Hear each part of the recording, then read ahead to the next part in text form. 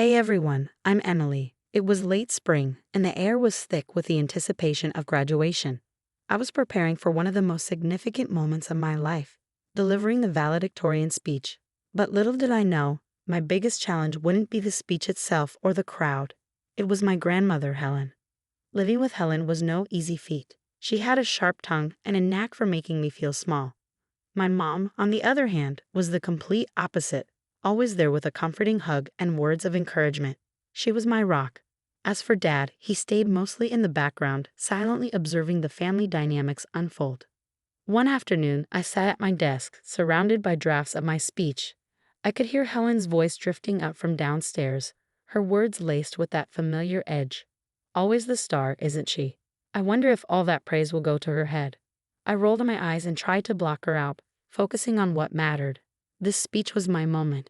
Years of hard work had led to this, and I wasn't going to let her bring me down. My friends were excited, my teachers proud, and I had big plans for college. But as I fine-tuned my words, a part of me dreaded the inevitable commentary from Helen.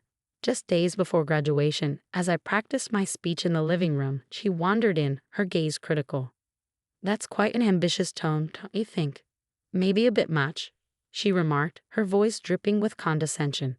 I clenched my fists, forcing myself to stay calm. "This speech is important to me, Grandma. It's about my future." Helen scoffed, waving her hand dismissively. "Ah, the future.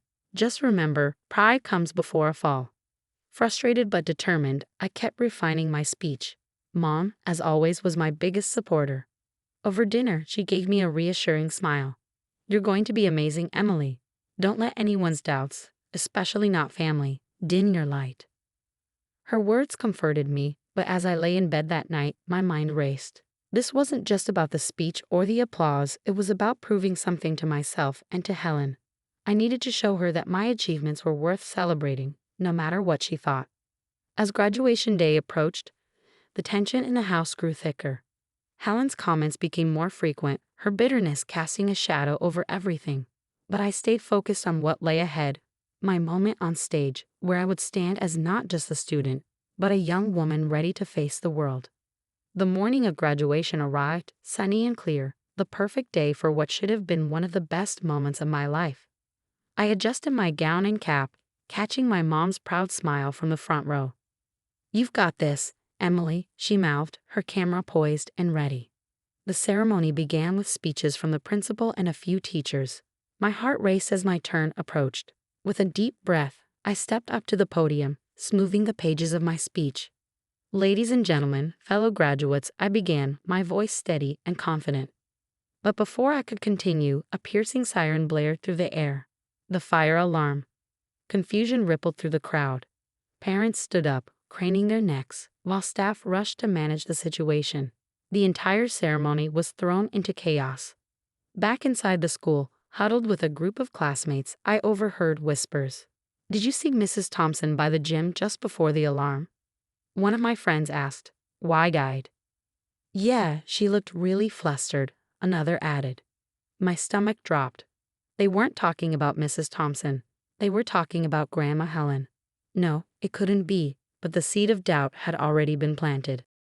Later, as the chaos settled and we were allowed back on the field to continue the ceremony, I excused myself to the restroom, needing a moment to collect my thoughts. On my way, I overheard a snippet of conversation that stopped me cold. "Just saying, sometimes these kids need to be knocked down a peg or two." The voice drifted out from a slightly ajar janitor's closet. Curiosity pulled me closer. I peeked inside, and there she was, Helen, pacing with her phone pressed to her ear. My heart sank as I caught the tail end of her words. Yes, well, Emily was getting a bit too proud of herself. What's a little alarm compared to a lesson in humility? Her tone was casual, dismissive, completely at odds with the weight of her words. My stomach churned with a mix of anger and heartbreak. My own grandmother had sabotaged my big moment, all because she thought I needed to be humbled. Tears stung my eyes as I backed away, the betrayal settling like a stone in my chest. How could she? Why would she do this to me? Those questions swirled in my mind as I made my way back to the field. The remainder of the ceremony blurred into a haze. The joy of the day was tarnished, and as I looked at Helen, seated with her face unreadable, I knew things between us would never be the same. After the graduation fiasco, I was overwhelmed with emotions. Betrayal cut the deepest.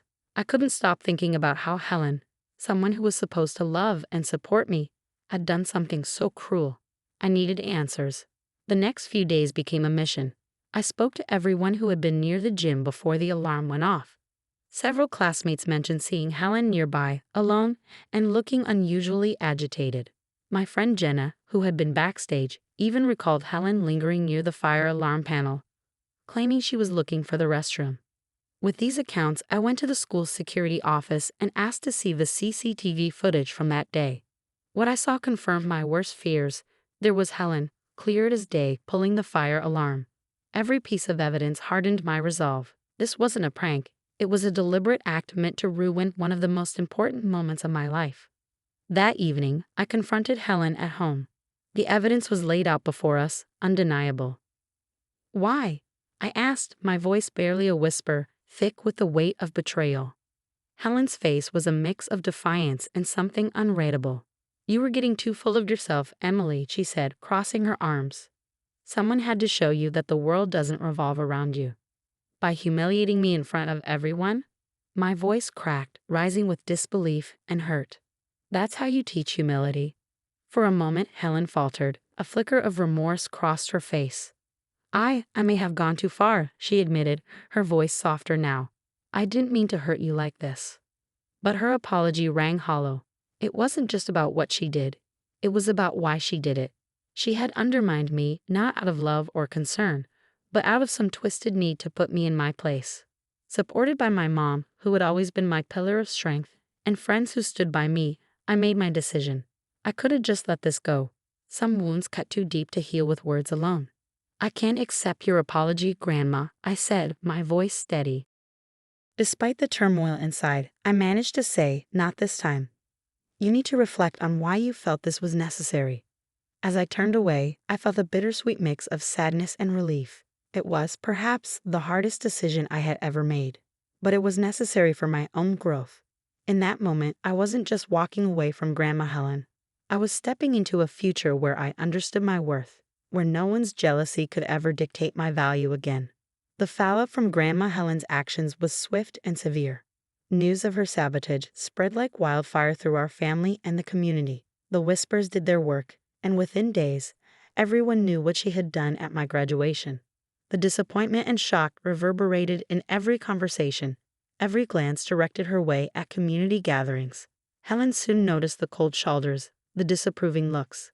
Invitations that once filled her calendar dried up, and friends she had known for decades suddenly found reasons not to meet.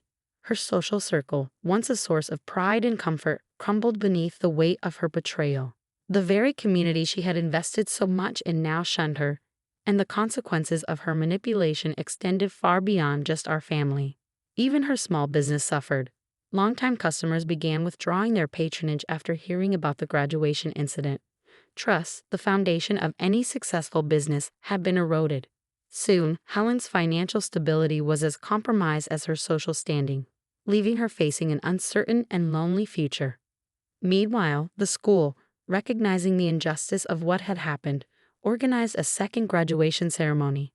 This time, the stands were filled with solidarity and support, not just for me, but for the principle that no student's moment should ever be stolen from them.